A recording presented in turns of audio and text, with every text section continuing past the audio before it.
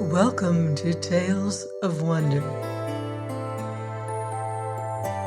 I'm Odette, and our fairy tale today is an old favorite from the Brothers Grimm, Snowdrop. Once upon a time, in the middle of winter, when the snowflakes were falling like feathers on the earth, a queen sat at a window framed in black ebony and sewed. And as she sewed and gazed out to the white landscape, she pricked her finger with the needle, and 3 drops of blood fell on the snow outside. And because the red showed out so well against the white, she thought to herself, "Oh, what wouldn't I give to have a child as white as snow, as red as blood, and as black as ebony?" And her wish was granted, for not long after a little daughter was born to her, with a skin as white as snow, lips and cheeks as red as blood, and hair as black as ebony. They called her Snowdrop, and not long after her birth, the queen died. After a year, the king married again. His new wife was a beautiful woman, but so proud and overbearing that she couldn't stand any rival to her beauty. She possessed a magic mirror, and when she used to stand before it, gazing at her own reflection, she would ask, "Mirror, mirror hanging there, who in all the land's most fair?" It always replied, "You are most fair, my lady queen. None fairer in the land, I ween." Then she was quite happy, for she knew the mirror always spoke the truth. But Snowdrop was growing and getting prettier and prettier every day. And when she was 7 years old, she was as beautiful as she could be, and fairer even than the queen herself. One day, when the latter asked her mirror the usual question, it replied, "My lady queen, you are fair, 'tis true, but Snowdrop is fairer far than you." Then the queen flew into the most awful passion and turned every shade of green in her jealousy. From this hour she hated poor Snowdrop like poison, and every day her envy, hatred, and malice grew. For envy and jealousy are like evil weeds which spring up and choke the heart. At last she could endure Snowdrop's presence no longer, and calling a huntsman to her, she said, "Take the child out into the wood, and never let me see her face again. You must kill her, and bring me back her lungs and liver, that I may know for certain she is dead." The huntsman did as he was told, and led Snowdrop out into the wood. But as he was in the act of drawing out his knife to slay her, she began to cry and said, "Oh, dear huntsman, spare my life, and I will promise to fly forth into the wide wood and never to return home again." And because she was so young and pretty, the huntsman had pity on her and said, "Well, run along, poor child," for he thought to himself, "the wild beasts will soon eat her up." And his heart felt lighter because he hadn't had to do the deed himself. And as he turned away, a young boar came running past, so he shot it and brought its lungs and liver home to the queen as proof that Snowdrop was really dead. And the wicked woman had them stewed in salt and ate them up, thinking she had made an end of Snowdrop forever. Now, when the poor child found herself alone in the big wood, the very trees around her seemed to assume strange shapes, and she felt so frightened She didn't know what to do. Then she began to run over the sharp stones and through the bramble bushes, and the wild beasts ran past her, but they did her no harm. She ran as far as her legs would carry her, and as evening approached, she saw a little house, and she stepped inside to rest. Everything was very small in the little house, but cleaner and neater than anything you can imagine.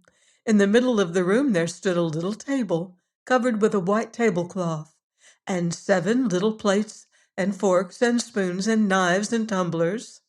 Side by side against the wall, there were 7 little beds, covered with snow-white counterpanes. Snowdrop felt so hungry and so thirsty that she ate a bit of bread and a little porridge from each plate, and drank a drop of wine out of each tumbler. Then, feeling tired and sleepy, she lay down on one of the beds, but it wasn't comfortable. Then she tried all the others in turn, but one was too long and another too short, and it was only when she got to the 7th that she found one to suit her exactly. So she lay down upon it, said her prayers like a good child, and fell fast asleep. When it got quite dark, the masters of the little house returned. They were 7 dwarfs who worked in the mines right down deep in the heart of the mountain. They lighted their 7 little lamps, and as soon as their eyes got accustomed to the glare, they saw that someone had been in the room, for all was not in the same order as they had left it. The first said, "Who's been sitting on my little chair?" The second said, "Who's been eating my little loaf?" The third said, "Who's been tasting my porridge?" The fourth said, "Who's been eating out of my little plate?" The fifth said, "Who's been using my little fork?" The sixth said, "Who's been cutting with my little knife?" The seventh said, "Who's been drinking out of my little tumbler?" Then the first dwarf looked around and saw a hollow in his bed, and he asked again, "Who's been lying on my bed?" The others came running round and cried when they saw their beds, "Somebody's lain on ours too." But when the 7th came to his bed, he started back in amazement, for there he beheld Snowdrop, fast asleep. Then he called the others, who turned their little lamps full on the bed, and when they saw Snowdrop lying there, they nearly fell down with surprise. "Goodness gracious!" they cried. "What a beautiful child!" And they were so enchanted by her beauty that they did not wake her, but let her sleep in the little bed. But the 7th dwarf slept with his companions 1 hour in each bed, and in this way he managed to pass the night. In the morning, Snowdrop awoke, but when she saw the 7 little dwarfs, she felt very frightened. But they were so friendly, and asked her what her name was in such a kind way that she replied, "I am Snowdrop." "Why did you come to our house?" continued the dwarfs. Then she told them how her stepmother had wished her put to death, and how the huntsman had spared her life, and how she had run the whole day till she had come to their little house. The dwarfs, when they had heard her sad story, asked her, "Will you stay and keep house for us, cook and make the beds, the washing, sew and knit? And if you give satisfaction and keep everything neat and clean, you shall want for nothing." "Yes," answered Snowdrop, "I will gladly do all you ask." And so she took up her abode with them. Every morning the dwarfs went into the mountain to dig for gold, and in the evening, when they returned home, Snowdrop always had their supper ready for them. But during the day the girl was left quite alone, so the good dwarfs warned her, saying, "Beware of your stepmother. She will soon find you out here, and whatever you do, don't let anyone into the house." Now the queen, after she thought she had eaten Snowdrop's lungs and liver, never dreamed but that she was once more the most beautiful woman in the world. So stepping before her mirror one day, she said, "Mirror, mirror, hanging there, who in all the land's most fair?" And the mirror replied, "My lady queen, you are fair, 'tis true, but Snowdrop is far, far than you. Snowdrop, who dwells with the 7 little men, is as fair as you, as fair again." When the queen heard these words, she was nearly struck dumb with horror, for the mirror always spoke the truth, and she knew now that the huntsman must have deceived her, and that Snowdrop was still alive. She pondered day and night how she might destroy her, for as long as she felt she had a rival in the land, her jealous heart left her no rest. At last she hit upon a plan. She stained her face and dressed herself up as an old peddler wife, so that she was quite unrecognizable. In this guise she went over the 7 hills till she came to the house of the 7 dwarfs. There she knocked at the door, calling out at the same time, "Fine wares to sell! Fine wares to sell!" Snowdrop peeped out of the window and called out, "Good day, mother. What have you to sell?" "Good wares, fine wares," she answered, "laces of every shade and description." And she held one up that was made of some gay-colored silk. "Surely I can let the honest woman in," thought Snowdrop. So she unbarred the door and bought the pretty lace. "Goodness gracious, child," said the old woman, "what a figure you've got! Come, I'll lace you up properly for once." Snowdrop, suspecting no evil, stood before her and let her lace her bodice up. But the old woman laced her so quickly and so tightly that it took Snowdrop's breath away, and she fell down dead. "Now you are no longer the fairest," said the wicked old woman, and then she hastened away. In the evening, the 7 dwarfs came home, and you may think what a fright they got when they saw their dear Snowdrop lying on the floor, as still and motionless as a dead person. They lifted her up tenderly, and when they saw how tightly laced she was, they cut the lace in two, and she began to breathe a little, and gradually came back to life. When the dwarfs heard what had happened, they said, "Now depend upon it, the old peddler wife was none other than the old queen. In future you must be sure to let no one in if we are not at home." As soon as the wicked old queen got home, she went straight to her mirror and said, "Mirror, mirror, hanging there, who in all the land's most fair?" And the mirror answered as before, "My lady queen, you are fair, 'tis true, but Snowdrop is fairer far than you. Snowdrop, who dwells with the 7 little men, is as fair as you, as fair again." When she heard this, she became as pale as death, because she saw at once that Snowdrop must be alive again. "This time," she said to herself, "I will think of something that will make an end of her once and for all." And by the witchcraft, which she understood so well, she made a poisonous comb. Then she dressed herself up and assumed the form of another old woman. So she went over the 7 hills until she reached the house of the 7 dwarfs, and knocking at the door, she called out, "Fine wares for sale." Snowdrop looked out of the window and said, "You must go away, for I may not let anyone in." "But surely you are not forbidden to look out," said the old woman, and she held up the poisonous comb for her to see. It pleased the girl so much that she let herself be taken in and opened the door. When they had settled their bargain, the old woman said, Now I'll comb your hair properly for you for once in the way."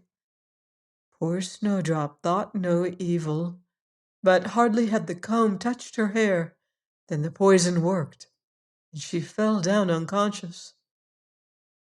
"Now, my fine lady, you're really done for this time," said the wicked woman, and she made her way home as fast as she could. Fortunately, it was now near evening, and the seven dwarfs returned home. When they saw Snowdrop lying dead on the ground, they at once suspected that her wicked stepmother had been at work again, so they searched till they found the poisonous comb, and the moment they pulled it out of her head, Snowdrop came to herself again and told them what had happened. Then they warned her once more to be on her guard and to open the door to no one. As soon as the queen got home, she went straight to her mirror and asked, "Mirror, mirror, hanging there, who in all the land's most fair?" And it replied as before, "My lady queen, you are fair, 'tis true, but Snowdrop is fairer far than you. Snowdrop, who dwells with the seven little men, is as fair as you, as fair again." When she heard these words, she literally trembled and shook with rage. "Snowdrop shall die," she cried, "yes, though it cost me my own life." Then she went to a little secret chamber, which no one knew of but herself, and there she made a poisonous apple. Outwardly, it looked beautiful, white with red cheeks, so that everyone who saw it longed to eat it. But anyone who might do so would certainly die on the spot. When the apple was quite finished, she stained her face and dressed herself up as a peasant, and so she went over the 7 hills to the 7 dwarfs. She knocked at the door as usual, but Snowdrop put her head out of the window and called out, "I may not let anyone in. The 7 dwarfs have forbidden me to do so." "Are you afraid of being poisoned?" asked the old woman. "See, I will cut this apple in half. I'll eat the white cheek, and you can eat the red." The apple was so cunningly made that only the red cheek was poisonous. Snowdrop longed to eat the tempting fruit, and when she saw that the peasant woman was eating it herself, she couldn't resist the temptation any longer, and stretching out her hand, she took the poisonous half. But hardly had the first bite passed her lips than she fell down dead on the ground. Then the eyes of the cruel queen sparkled with glee, and laughing aloud, she cried, "Ha ha ha! As white as snow, as red as blood, and as black as ebony. This time the dwarfs won't be able to bring you back to life." When she got home, she asked the mirror, "Mirror, mirror, hanging there, who in all the land's most fair?" And this time it replied, "You are most fair, my lady queen. None fairer in the land, I ween." Then her jealous heart was at rest, at least as much at rest as a jealous heart can ever be. When the little dwarfs came home in the evening, they found Snowdrop lying on the ground, and she neither breathed nor stirred. They lifted her up and looked round everywhere to see if they could find anything poisonous about. They unlaced her bodice, combed her hair, washed her with water and wine, but all in vain. The child was dead, and remained dead. Then they placed her on a bier, and all the 7 dwarfs sat round it, weeping and sobbing for 3 whole days. At last they made up their minds to bury her, but she looked as blooming as the living being, and her cheeks were still such a lovely color that they said, "We can't hide her away in the black ground." So they had a coffin made of transparent glass, and they laid her in it and wrote on the lid in golden letters that she was a royal princess. Then they put the coffin on the top of the mountain, and one of the dwarfs always remained beside it and kept watch over it. And the very birds of the air came and bewailed Snowdrop's death. First an owl, and then a raven, and last of all, a little dove. Snowdrop lay a long time in the coffin, and she always looked the same, just as if she were fast asleep, and she remained as white as snow, as red as blood, and her hair as black as ebony. Now it happened one day that a prince came to the wood and passed by the dwarf's house.